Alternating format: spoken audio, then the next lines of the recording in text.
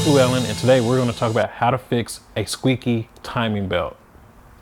Now, obviously, if you have a lot of miles on your vehicle, 60, 80, 100,000 miles, you want to check your owner's manual, make sure the interval at which you should change the timing belt. If you have more than 100,000 miles on your vehicle, please replace the belt, period. Now, there could be three things causing your belt to squeak. It could be an alignment issue, it could be your tensioner, or it could be the belt itself. And since we're this far in, we might as well look at all three. Your belt, obviously, if it has more than 100,000 miles on it, replace it. It could be your tensioner.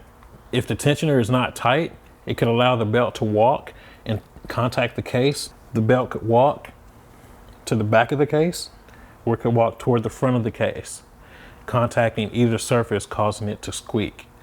Now, while you're in here, you want to check the belt for cracks, score marks, burn marks, or any type of damage as it goes around the pulley and around the tensioner. If there's any weakness in the belt, it would cause the belt to squeak. So we're going to take the tensioner off. We're going to loosen that up.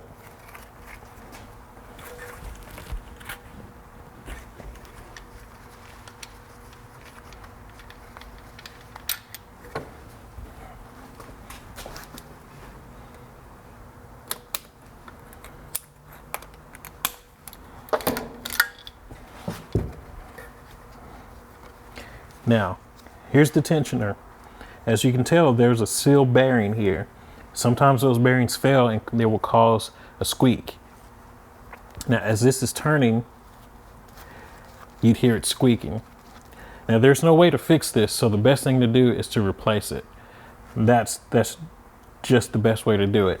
And as you can tell, there's been some contact here, and whatever contacted there could have contaminated anything like on the outside of the belt, causing it to come loose, or there could be contamination on the inside that's causing the tensioner to squeal also. Some of the older bearings you can actually service. They're old enough to where you could spray your penetrating oil, clean it out, and re-lube them. But as a general rule, when it comes to things like this, just replace it. It's insurance for down the road, and it'll save you the time and hassle of pulling all this stuff back apart. Now that the tensioner's off, it's real easy to replace the belt. It simply comes off. Now, make sure that your timing marks remain in the 12 o'clock position. There's a mark on the back of the case here on both sides. These have not moved. That's a good thing. Make sure that your timing marks on your crank snout are in the same position. Always make sure that that cylinder's at top dead center. Now, putting the belt on is really simple. It goes on like this. And just for video sake, we're going to use the old tensioner. There's a little keyway on the bottom. Put the bolt in.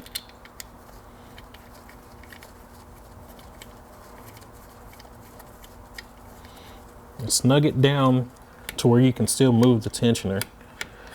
And pull the tensioner all the way across to where this little tab is closest to the insertion point there. And also, when you replace the tensioner, make sure you replace that spring also, because that would allow the tensioner not to tighten up or function the way it's supposed to. Route the belt, it's around the teeth, push your tensioner back. Now, she's set up right where you need it.